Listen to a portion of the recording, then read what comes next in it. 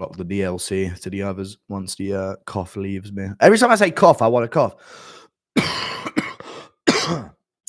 Guru, is having a high body count as a dude bad? No, but it does mean that they ain't calling you back much. You know what I'm saying? So you probably got some weak. You have to find a new girl every time you want to have sex. It's kind of an L, in my opinion.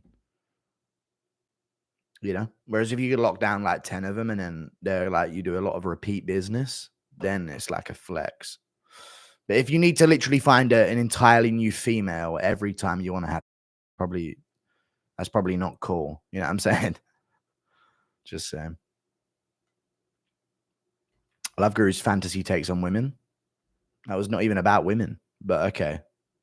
This Nacho friend, bro's still sore about all of his Mexican fighters getting rocked on the sphere card. Any progress on the Tito collab? No, but I do want to hit him with that business idea. Ortiz's cheese, yeah, I know. We were thinking, chat, if anyone knows about Tito Ortiz and his Titoisms, we were thinking about doing I'm going to propose an idea business-wise to Tito Ortiz where he opens up a shop called Tito Ortiz's Cheese and Wine. And he has a cheese and wine shop. And there's grapes that you can make the wine from, and they're dangling from the ceiling, so you have to reach for the grapes. And there's live violin being played. The cheese is listed in Old Mature, is like a type of cheese you can get. And it says on top of it, I'm an Old Mature. And then there's red onions, yeah, and like Halloween night. Red onions is what they serve, but they're not red onions. They're just regular onions with blood in them. From his own fingers, no less. I think this could be a good idea. Outlive my children cheese. Like some really like old aged cheese, which is like this one's will outlive your children. You know what I mean? When Conor KO'd Aldo like that after all the build up, I genuinely thought he knew something every other fighter didn't. Peak era. True. Thank you for the $5. When Conor KO'd Aldo like that after all the build-up. Dude, the McGregor era was unmatched, dude. The Alvarez performance as well was literally magic to watch. Live! You guys weren't watching it live, dude. Some of you guys didn't even get to watch that live, man. I was. That was magical, dude. In watching him do that performance here, while with the energy and anticipation of he could get knocked out at any moment, it was a great performance, dude. Great performance. I'm gonna go to the US. I didn't get these hands when I'm there, buddy. Someday I'll go. I might migrate there permanently, to be honest with you. I was looking up land for sale in Arizona because, you know, Tim was talking about his compound that he got. And I was like, how much is land in America compared to the... It's so expensive to buy land in the UK. And in America, it's so much cheaper, dude. I could be a king. I might move to America with the boys. I might rally some Chad UK guys that are pro-gun law so we don't ruin anything. Because, you know what I mean? I don't want to bring over some... And then we all just shift over there to, like, somewhere. I don't know. But we need beaches, and they're all like the beaches. Yuck. Thank you for the $2. Please come to the US, and I've already read that. What do you use to edit your videos and upload efficiently? Myself, I would never bet against Lord Silver, but after betting against him in his last 2 fights, but could he actually beat that nut hugger Evloev? No. I don't think he beats Evloev. Not on 2.5 weeks' notice, dude. He's already missed weight with a full camp at featherweight. He ain't making it on 2.5 weeks' notice. I think Volk gets KO'd if he fights Lopez too soon. It's been 7 months since his last fight, but that chin got softened up twice. He's cooked. Not too soon. I'm not saying you should fight him this weekend. I know it's been 7 months, but... Dude, Volk was doing well against Topuria in round 1. He won round 1. Topuria was like whiffing by millimeters on that fucking chin with some overhands, but he won round 1. People forget, man. So I say, like, listen, give Lopez a bit of time off, but not crazy. Like, I think February they'll probably go to Australia again. So if I can book that fight, you know what I'm saying? Give Volk another Australia chance. Might be his last one. No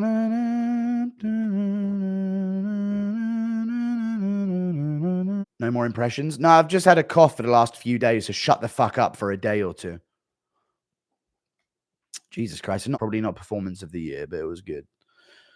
Guru, did you ever hear about Rebellis during your fat camp taekwondo days? No, I didn't hear about Rebellis, no. I never went international. I only competed in the UK. But I wouldn't have heard about Rebellis to Spain anyway, dude. He went to the fucking Olympics, didn't he? But Olympic taekwondo, yeah. It's a fucking fake martial art. Have you guys seen the clips of Olympic taekwondo nowadays? No shit, you got that. It's literally fucking fake. These guys are turning their backs to each other, like prodding with their legs. Like it's genuinely not a martial art. That's why it's at the Olympics, because it looks, honestly, it's a fake thing. I don't even care that he got a bronze medal.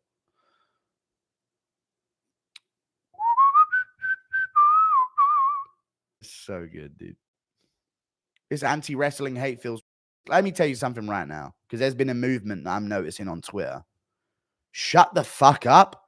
We're allowed to not like people that ain't getting no fucking finishes ever, dude. You know, Gamrot beats Jalen Turner. Boring. Everyone's allowed to call this boring. Shut the fuck up, dude. If Gamrot's allowed to be boring, so is Marab and so is Bilal. Fucking new era of MMA fans. I'm a hardcore fan, actually, so I'm going to act like everything's really fun to me. No. Makhachev is fun. Habib was fucking brutal. Oliveira is fucking dangerous in every grappling situation. These motherfuckers are not them. Okay? Ian Gary takes down MVP. Boring. We're allowed to call some grappling boring, dude. Stop trying to prove how hardcore you are by saying, actually, I really enjoyed that. Genius. So fucking lame, dude. You guys barely fucking watch. You ain't there for the early prelims even. These guys show up for the main event. Don't even watch it. Find out what happened and go, MMA fans be like, the fuck? You're fucking annoying.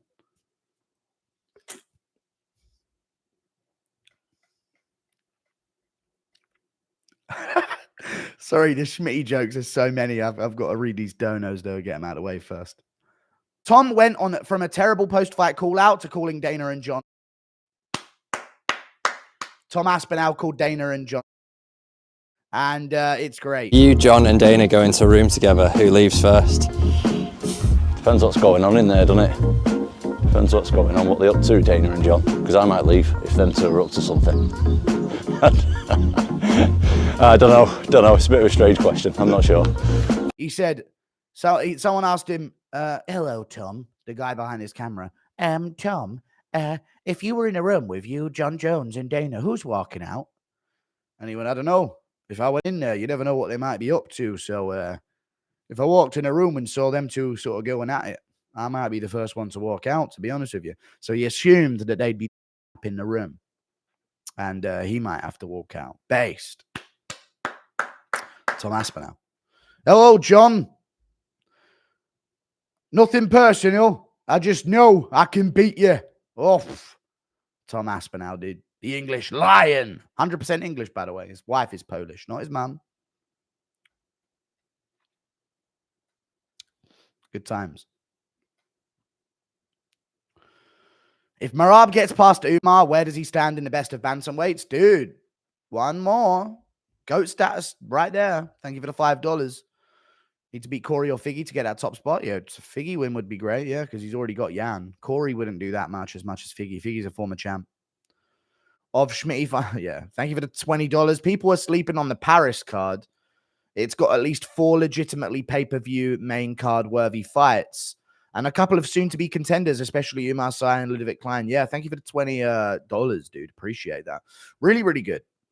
Lightweight's great as well, yeah.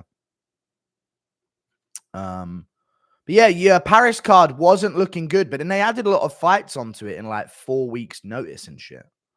You know what I mean? They added a lot of like 4 weeks notice fights.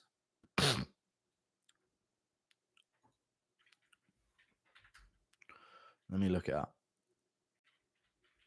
Oh, it's Miss Azia girl. Whoa, John Jones' next walkout song. Whoa, it's Mr. Beat Your Girl. Here we go. Moicano versus Benoit Saint Denis. Imavov versus Allen. Sick fights.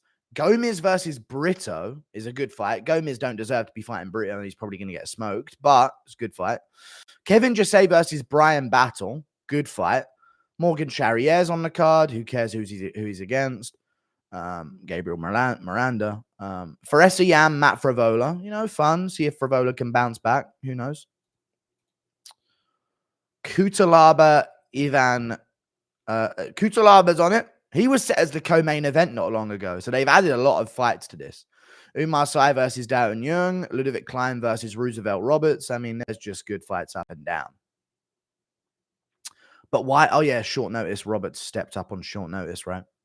Klein will probably finish him easily. Aylin Perez is going to shake.